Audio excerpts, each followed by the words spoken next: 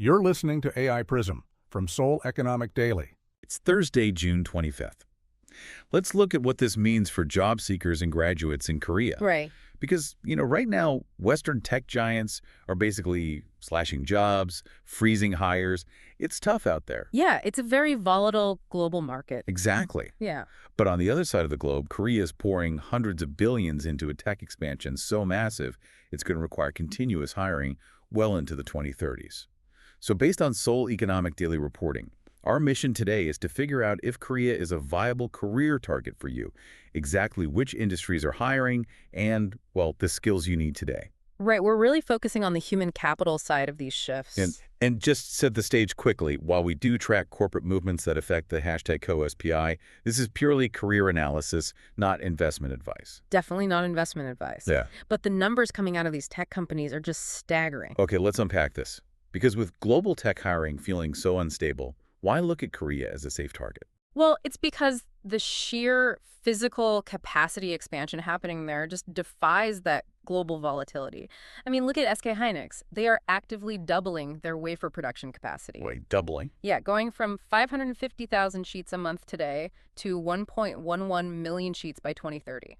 Oh, wow. Right. So for you, the listener, that doesn't just mean more chips. It means a guaranteed decade-long hiring window for, process engineers, equipment specialists. Supply chain managers, things like that. Exactly. All while the rest of the world is downsizing. And then you have Samsung pouring 360 trillion KRW, which is roughly 257 billion USD, into the Yongin semiconductor cluster. Hold on, 257 billion with the B. With the B, yeah. How is that level of investment even sustainable in this economy? It's sustainable because they are playing an incredibly long game. Land acquisition for that cluster was only at 43% earlier this year. Oh, so they're just getting started. Exactly. The full build-out is going to extend well into the 2030s, creating this uniquely elongated career runway. But all those millions of wafers they're building, they aren't just, sitting in a warehouse somewhere. No, absolutely not. Building this massive hardware infrastructure is just the foundation, right? It directly enables that software wave we're seeing sweep across other sectors, the AX, or AI transformation. Precisely. The hardware provides the compute power for enterprise-wide AI adoption across telecommunications, finance, manufacturing, everything. Here's where it gets really interesting. Because candidates can no longer just be a scalpel, right? They need to be a Swiss Army knife. Yeah, hybrid skills are non-negotiable now. How do you even prepare for roles that suddenly blend hardware compliance and data?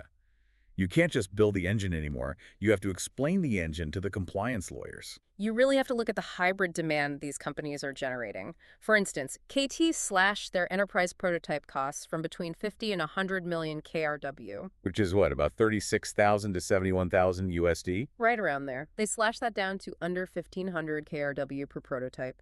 Wait, just 1,500 KRW? That's insane. Yeah, by using pre-trained AI frameworks instead of building from scratch.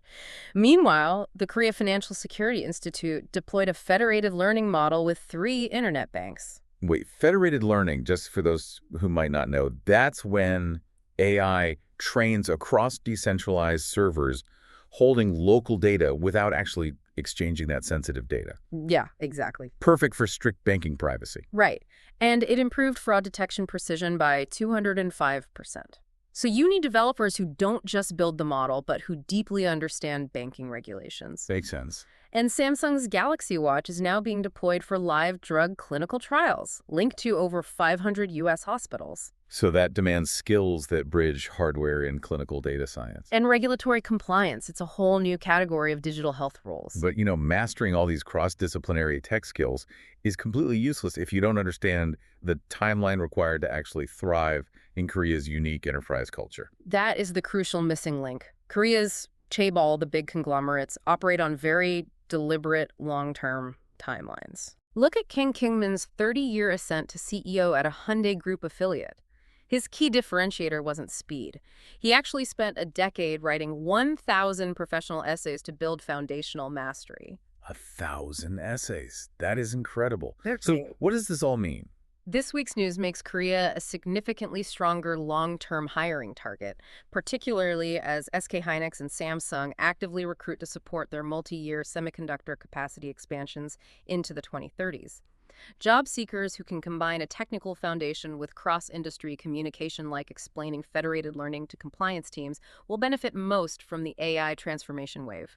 Ultimately, patience and domain depth are the keys to thriving within Korea's large enterprise infrastructure programs. It really just demands a total shift in how you view your professional trajectory. If Korean tech giants are planning a decade ahead, what is your version of the 1,000 essays that you can start building today to prove your long-term value? That's today's AI Prism, Careers Edition. This episode was produced with AI assistance based on Seoul Economic Daily reporting and reviewed by a human editor. AI Prism is a One Eye for Award-winning series. We'll be back tomorrow. You've been listening to AI Prism from Seoul Economic Daily.